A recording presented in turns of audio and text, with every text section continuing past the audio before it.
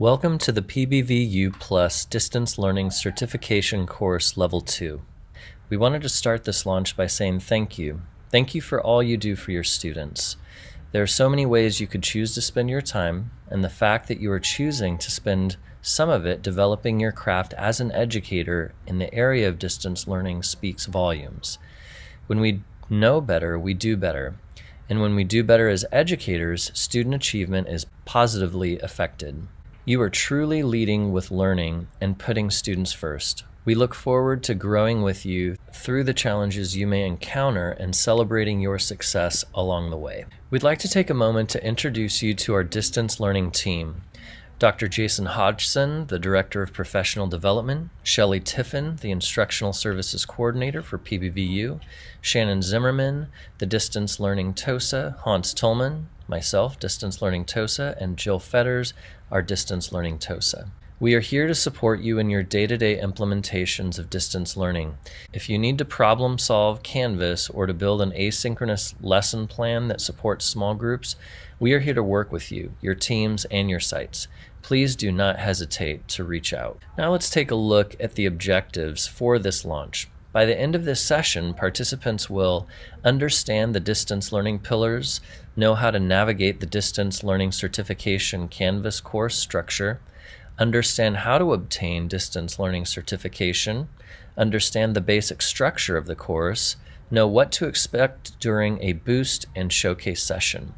If we conclude this session and you still have questions regarding these, please ask. Speaking of questions, we've prepared a Q&A document where we would like participants to place their inquiries. This document will be open for questions and responses for this course, starting today. It is located in the Before You Begin module, which we will review in a moment. But let's walk through how the Q&A document works. I'm going to open up this document. On the top of the page, participants should notice instructions on how to tag their facilitator in a comment. The directions are here in case we forget, but let me model this for you now. As we scroll down the Q&A document, we see some frequently asked questions from previous courses that are specifically related to the start of the course. Be sure to read through them. Now, let's find ourselves an empty row. We will type the date, our name, and our question. Then we are going to type our facilitator's name. I'm going to use Troy as an example. Now, the important step is to tag your facilitator. And when we do this, we can highlight their name, and it shows a commenting icon on the far right.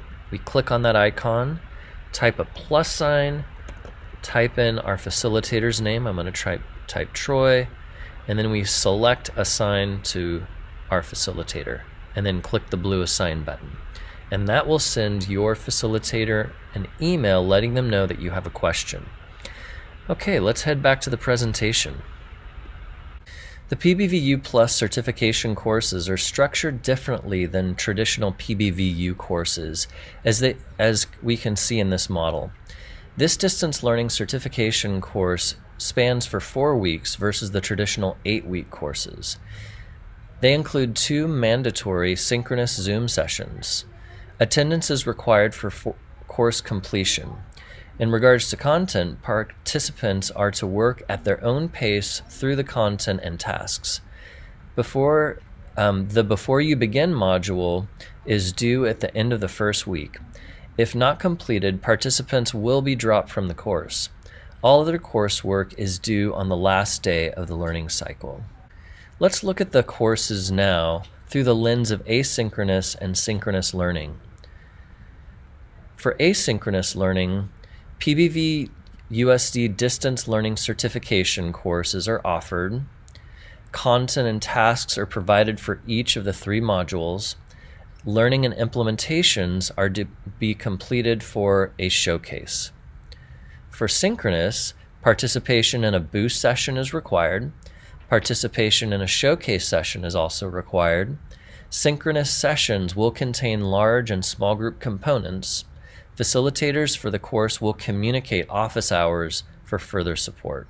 The distance learning certification courses are all built on 3 pillars of distance learning. Participants will encounter elements of each pillar in each course with increasing depth and rigor across the levels. The first pillar is communication and connection. Communication and connection are important parts of the educational process and environment. They help teachers to establish and maintain relationships with students and families. With distance learning, these elements are even more important for maintaining relationships and communicating resources and learning expectations with our students. The second pillar is distance learning management.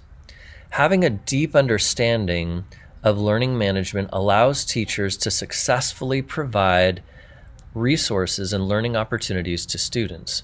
Teachers should use the district-provided systems and programs to create and organize learning opportunities, develop instruction and support, and share and/or collect student materials demonstrating their independent learning. The third pillar is student engagement. While students participate in asynchronous learning outside the traditional classroom, teachers should work to create engaging learning activities and environments. We create engaged learners when we consider and incorporate emotional, cognitive, and behavioral engagement in our distance learning environment. Each level of distance learning certification has a syllabus. It is located in the Before You Begin module in Canvas. Let's take a quick look at it. What we want to highlight here is the clickable bookmark section at the top, which will help us quickly navigate to the component we'd like to view. Let's take a look at how this works. I'm going to click on Expectations of Participants and click on the link that pops up below that. Here we have the Expectations of Participants section. Please review this section in detail.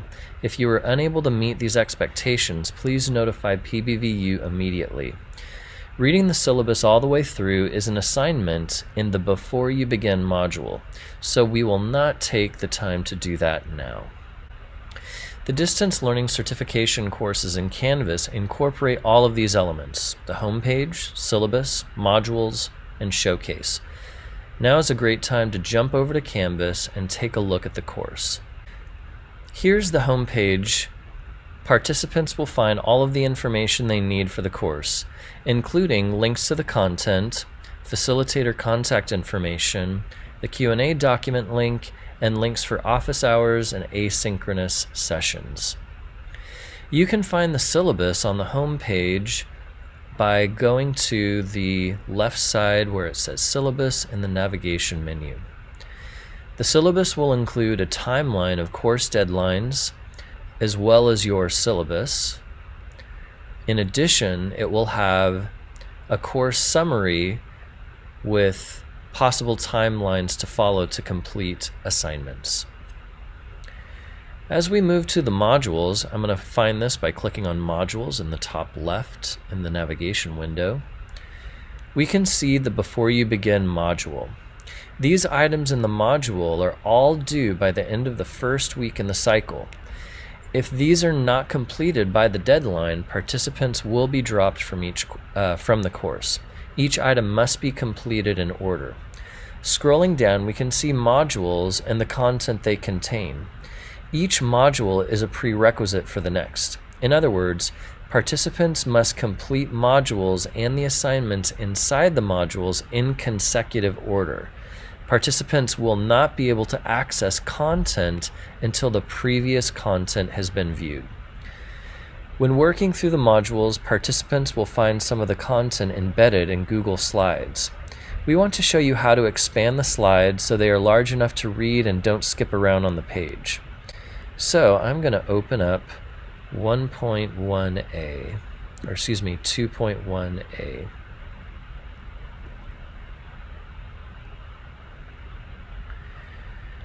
So here's an assignment. If I click the next arrow, notice how it jumps around.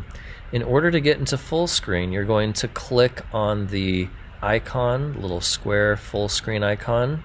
And now when I click the next button, the slides will go forwards and I will be able to see links to articles, audio files and videos to play to complete this particular assignment. Each module contains tasks to be completed. For example, I'm going to go to task number 2. Here in the task, you'll find the instructions of what you're going to do, but these tasks do not contain a place to submit. All evidence will be placed on the showcase slides in the showcase module that will be submitted at the end of the course. However, a preview of that slide is located at the end of each module. Now let's jump over to the final showcase deck, and that will be all the way at the end of your modules under task 14. And when we open this showcase, on slide 1, notice that the participants will enter their personal information, and the first section of the slideshow is for evidence. And slide 3 is where participants place evidence from module 1. If participants copied and completed this slide at that time of completing level 2, then they can copy and replace this slide with that evidence. If not, they'll need to link all module 1 evidence now. Also, please see the notes at the bottom of each slide. Slide 4 will be completed during the showcase presentation as participants collect feedback from their peers. Notice how slide 5 is hidden because it will not be presented during the showcase. It does need to be completed, however, after the showcase and before submission. Participants will now repeat the process for modules 2 and 3. Slide 6 is evidence collection. Slide 7 is feedback on that evidence, and then the hidden slide 8 is the reflection on that feedback. In moving to section 2, participants are analyzing their learning and implementation over the course. These slides, 13 through 16, should be completed prior to the showcase and presented. What went well? What was the stretch element? What are your next steps?